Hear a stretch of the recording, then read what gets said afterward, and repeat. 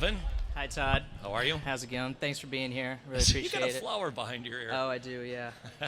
Courtesy of this one. So, when I was growing up, and I'm sure this is true of you, I'm sure it's true of most people here, I really believed in Santa Claus. So I grew up, my parents told me Santa Claus was real. I had no reason not to believe them. And not only did I believe in Santa Claus, but I grew to really love Santa Claus. You know, I became very emotionally invested in him. I believed in the magic of Santa Claus, that this fat man could suddenly become skinny and give me presents because I was nice. I believed in that very thoroughly, and I became very emotionally invested. And then a few years later, I found my dad sneaking presents downstairs, and I realized Santa Claus was not real. And it really broke my heart. I really felt deceived. I felt hurt that I had believed in this magic that now I realized was not real. And so my question to you, and it's, really a yes or no question. Obviously, I don't mean to say you need to give a yes or no answer, but is it possible, not do you think it's true or do you think this is the way it is, but is it possible that you believe in Jesus Christ and you love Jesus Christ the same way I did Santa Claus, and that it's just and that you learned of Jesus the same way I did Santa Claus, and that it might not actually be legitimate? There's two reasons why I would say it is not. Number one, in order for me to reject the notion that God exists, everything, including my thought about nothing, would have to evaporate. Everything would have to go away. But just to be clear, I'm not talking about God. We can have a good philosophical discussion about God. I'm talking about Jesus Christ, and specifically that would be Jesus. that'd be my second point. Having read the Bible, having seen how supernatural it is, I can't conclude anything else. This isn't because I didn't grow up in a Christian home being told that Jesus exists. Right.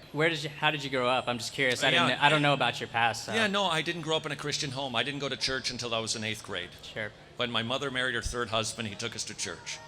And I heard that if I believe in Jesus, I'm going to heaven. And I signed up for that program, but there was a problem. I studied to be a pastor, but I lived like a devil during the night while studying about Jesus during the day, which means I wasn't a Christian because I never repented. I wanted Jesus to be a get-out-of-hell-free card, but I was not a genuine convert who had repented and put my trust in Jesus. Let's time out right there. Point number one, for me to reject Jesus, I need to reject common sense. That was the point I was trying to make. Didn't get to open that up for, presumably, Calvin. But in order to not believe in Jesus, I need to deny logic, reason, what is intuitive and obvious. If there is a big chalkboard, there must be a big chalkboard maker. The most obvious basic thought on the planet. This is the most basic, obvious, logical, reasonable thought anybody can have. If there is a universe, there must be a universe maker.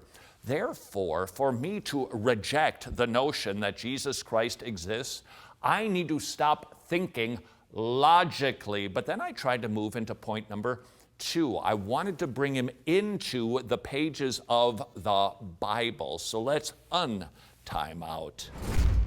But let me share this with you. The Bible is axiomatic. It proves itself to be supernatural. And I'll give you probably just one story, all right? Do you know anything about the Jews wandering around the desert?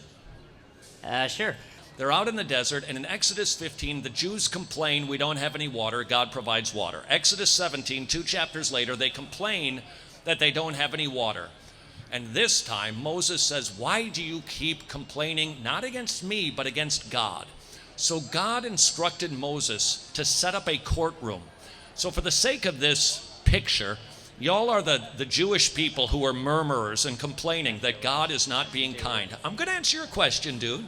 This is answering your question. Well, I'm not sure that it is, but, hang in there. Let me give the punchline, and then you decide. Sounds good. All right? So you're all the guilty Jewish people. There was a rock in front of the guilty Jewish people, and then Moses was supposed to stand with the elders with his staff of authority to judge a courtroom scene.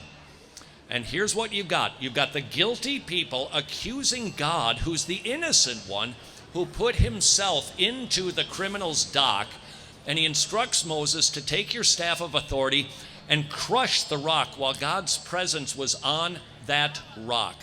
That's an Old Testament story from Exodus 17. 1 Corinthians 14 in the New Testament says that rock was Christ. It was a picture of the gospel. Guilty sinners accusing God, sinning against God. He, Jesus, stands in their place, takes the punishment, was beaten by the rod of men repeatedly till he was disfigured for the sins of his people. Here's how that answers your question. There are dozens of stories like that from the Old Testament pointing to Jesus in the New. At some point you could say one or two of these maybe, but you would have to come up with a grand conspiracy theme to not see the elegance of the Bible and the scarlet thread that weaves itself through it to say, this book is supernatural. Therefore, I conclude it is right in everything it says, and I believe it, and I don't think that I can waffle from that. To me, that is the number one persuasive argument for the veracity of the Bible. The Bible itself